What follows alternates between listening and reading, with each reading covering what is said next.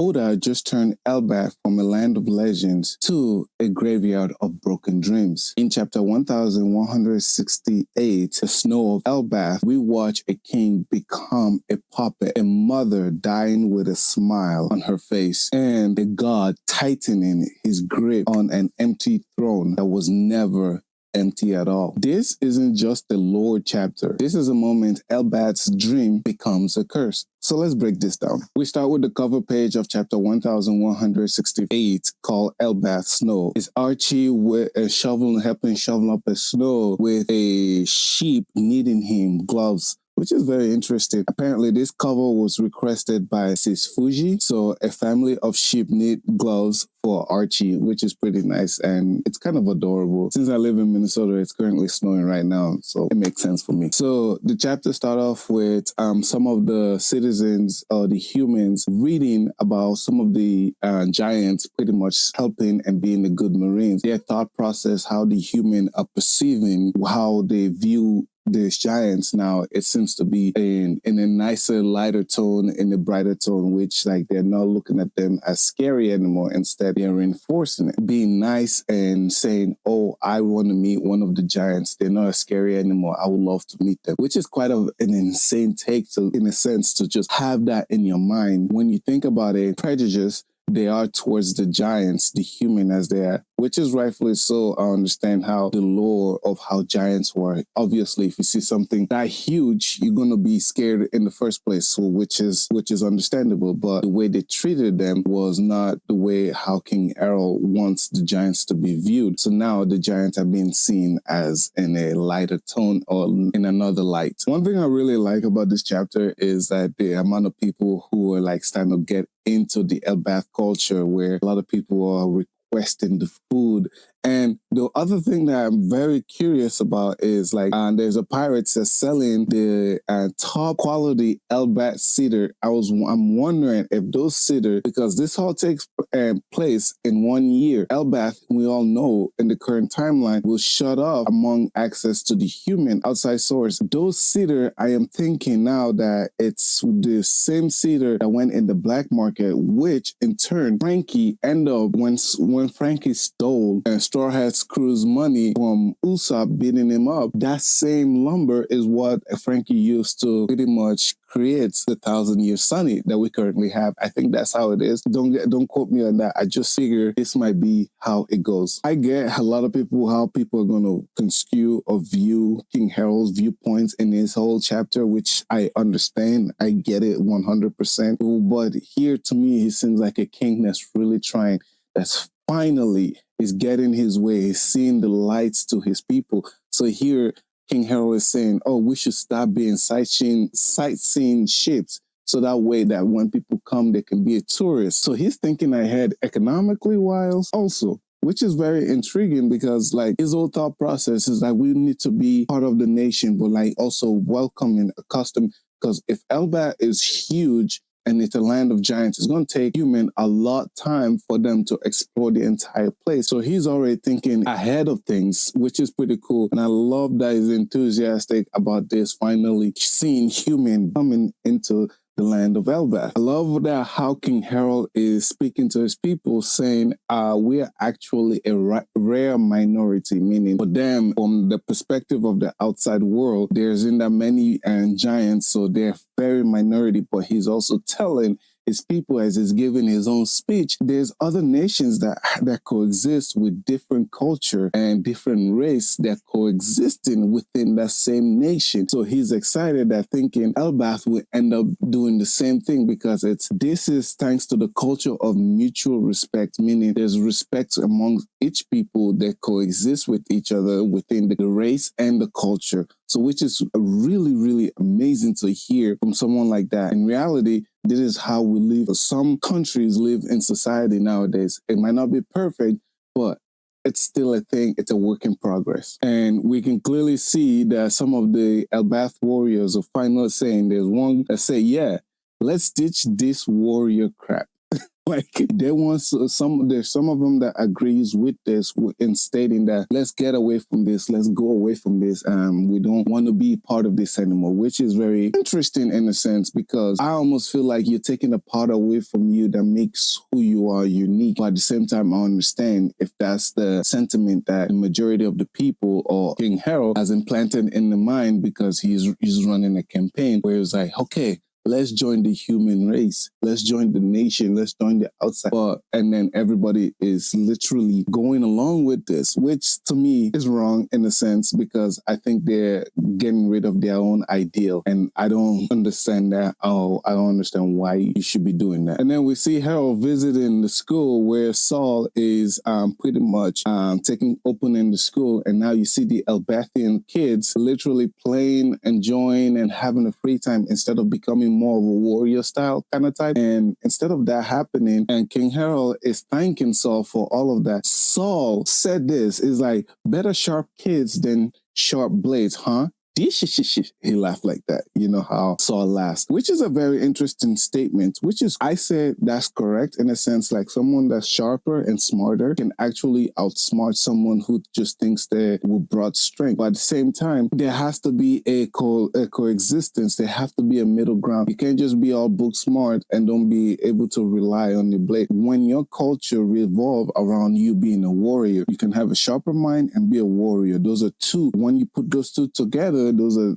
dangerous combination. But I think forgetting the past or what makes you unique and trying to shape yourself into something different, I find it very telling in a sense that might not be a good thing in the long run. Because if you have a bunch of book nerds or book smarts and you don't have an army or anybody to protect you when the time comes, something's going to happen. For example, Ohar, I'm just saying, bunch of scholars, nothing else happened because they can't defend themselves because they're a bunch of scholars. And as simple as that, the world government came in and took them out.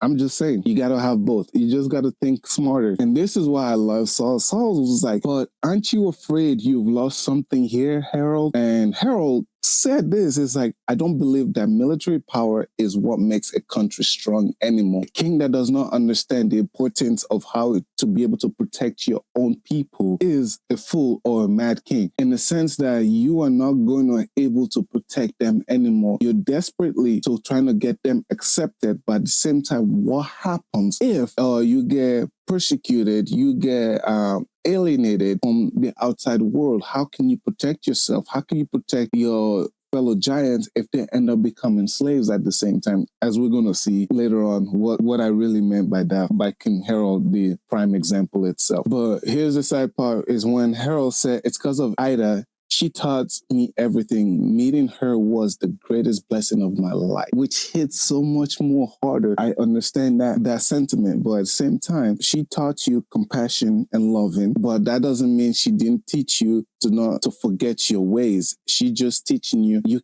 do both at the same time. You can be compassionate, at the same time become a warrior. I think that's the lesson that King Harald really, really missed in this chapter. You see, there's a flashback or reminisce of King Harald talking with Ida, I was like, she's stating that Elbaph has really, really changed a lot. When she first came here, there was a ton of internal conflict. It was scary for her seeing that because she was such a loving person, but she said, but you've changed everything. Ida is speaking to Harald that you have changed everything, which she's stating now the children are playing, laughing, and everything. It's like a totally different country, which is nice. King Harald stated this, the old customs, our backwards tradition, all of those bad practices from the warrior era will be thrown away, which I do not agree with. When I heard this the first time I'm reading, I'm like, no, that's what makes you guys unique. This is what makes you guys who you are. But at the same time, Harald is missing that importance of it, which I love what Ida said is that kind of like the whole warrior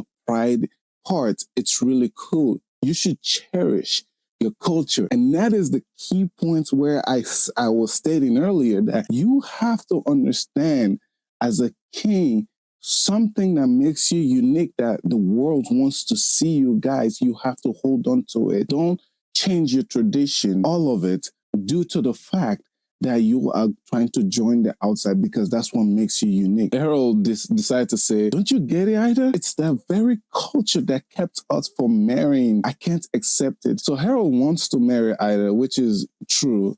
She really, really loves him, and Harald loves Ida. But at the same time, you are the king. You can make those decisions and change that rule in itself. But you aren't doing that. Instead, you're changing what makes you guys unique as Elbaph, the land of giants, warriors. The pride in itself is going to be stripped away from you due to the fact that you just want to get rid of that instead of being like, hey, let's change the law of marrying who I want to I choose as my bride, and then we can still be part of Elbaph and have our pride as warrior. But he's not doing that. And I love this where she's like, oh, I love that you always want to make me your bride and everything. And then she's saying, what about Loki? He will always be Harald's kid brother, won't he? Because for her, she's more worried about Harald because in the sense like she wants Loki and Harald to get along, because for Ida, Loki is her son. No matter what, she accepts him and loves him. Of course, King Harald's like, he will always be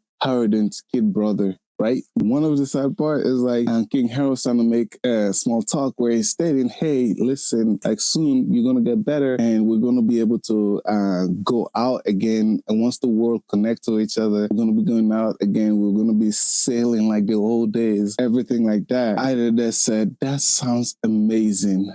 I look forward to it. As Ida reached out the hand to King Harald said, me too. Ida's hand slipped.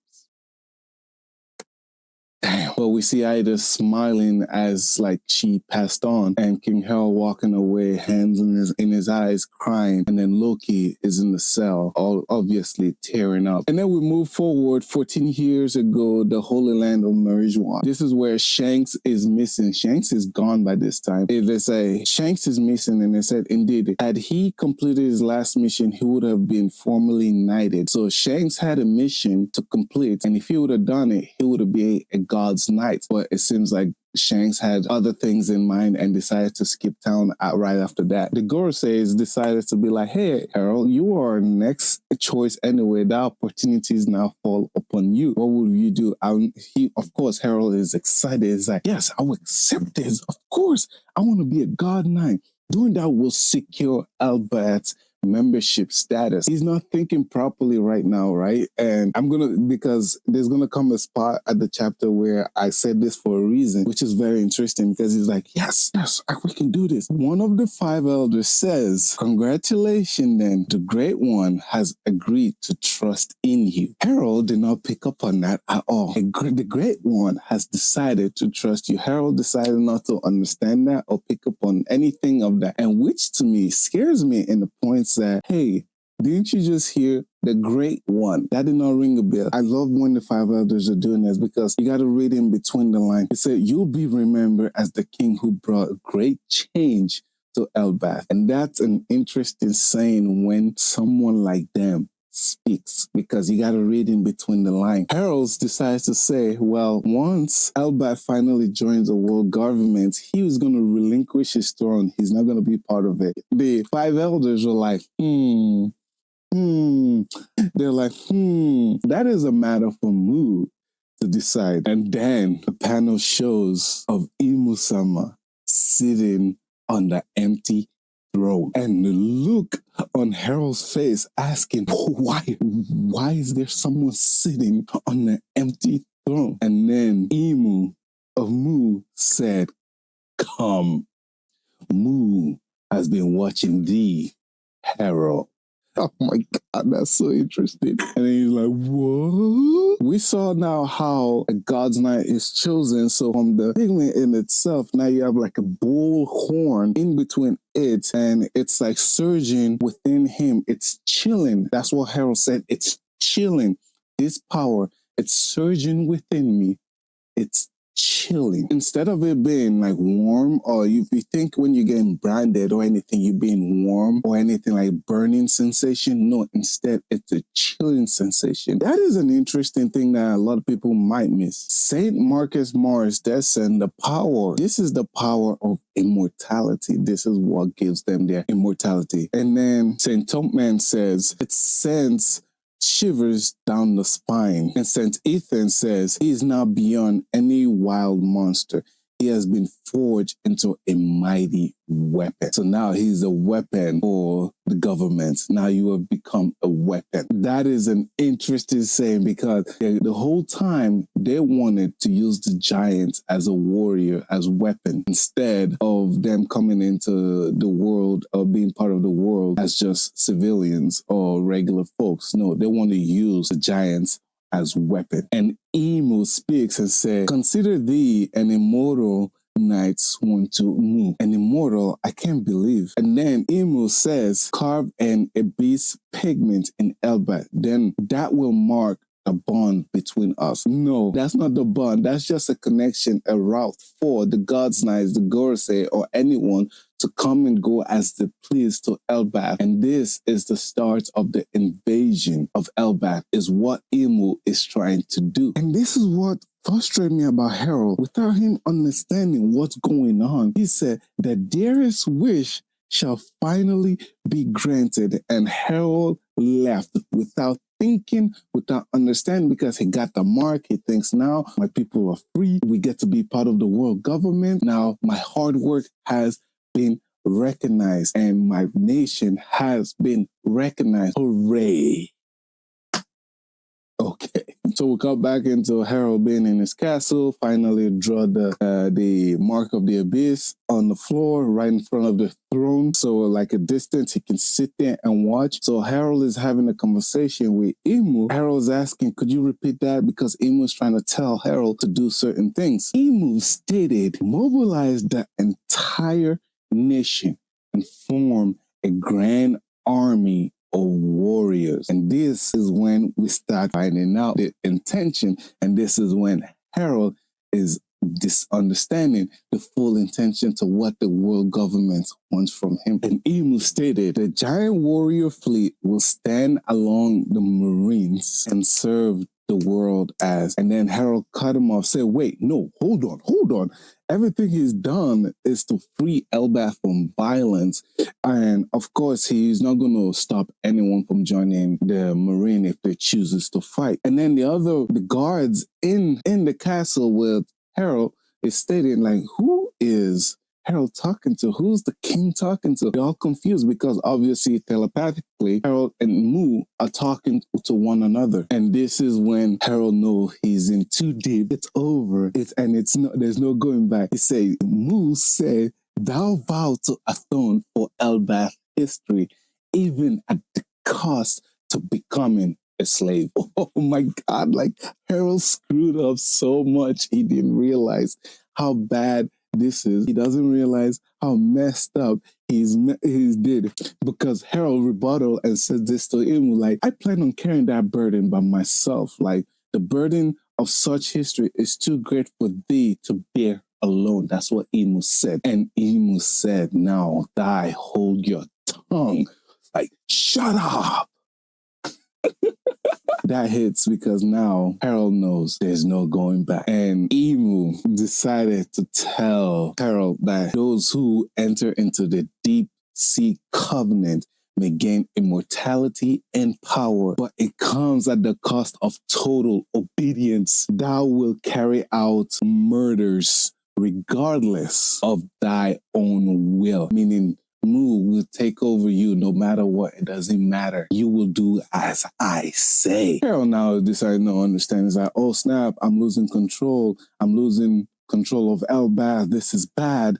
And they never meant it to become part of the fold. Curse that Imu. Harald said, curse him. Which in a sense to me, I'm like, you wanted it. But like, it's too late to realize. Rox was trying to warn you. It's too late for you to realize. You sold yourself into slavery pretty much as a king, and there's no going back. You have doomed your people. And now we see Harald trying to scram and calling all the guards to, like, literally having the guards like, listen, go get everybody here immediately. Harald is saying, go get Elder Ural and go get my sons immediately. Harald is not here right now currently because he's trying to look for cure for his mother without realizing, and he's gone. Loki is locked up. Harold's like, I don't care. Release Loki. He needs to be here right away. We clearly see that Harald is losing control of himself, losing control of everything. And then we see Loki just chilling in the cell. And they told him like, hey, listen, you're good to go, but you need to head to the castle right away. Your dad wants you. And we see everybody running, and then a narrator comes on. And so we return to where this tale began. The day of the castle massacre, when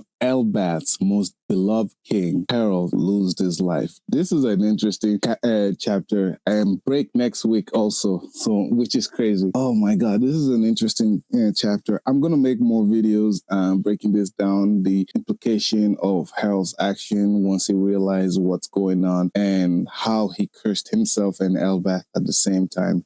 We're going to do a little bit more, but let me know what you guys think about this video, what you think about what's happening here, and how naive for not questioning when you see Imu right in front of you and you could have gotten away. I don't think he would have gotten away. I think he would have died if he would have saw Imu right there and said decline becoming a knight, because the 5 elders are there, Imu is there, there's no going back. I'm just saying. All right, let me know. I'll see you guys later. Peace out.